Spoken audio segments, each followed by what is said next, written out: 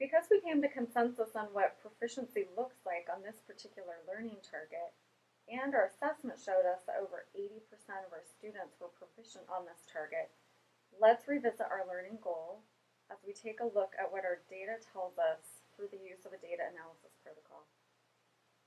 What trends or patterns or interesting discoveries did you find? Well, I noticed that when I gave my students choice, I definitely had more students engaged in the work.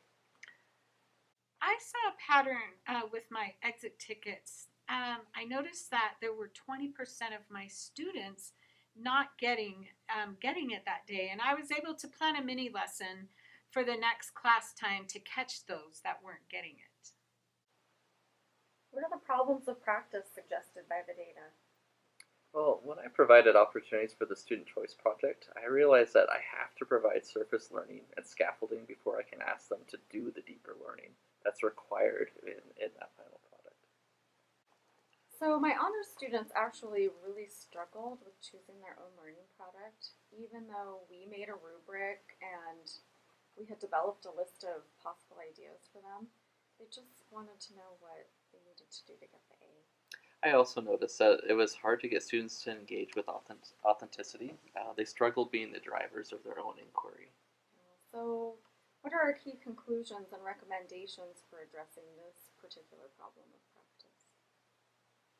I know in the future that I'm going to be revisiting this learning target.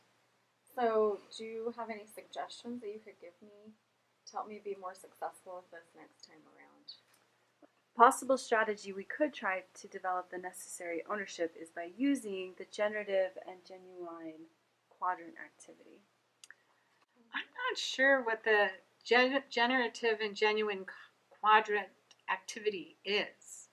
I'm wondering if we could use the idea of mindset instead. I understand what that is.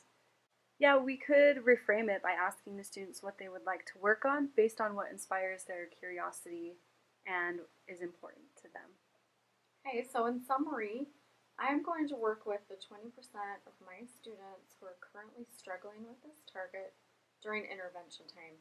And I'm going to adjust my Tier 1 instruction for the next unit where we're focusing on using relevant evidence to support claims that are important to the students.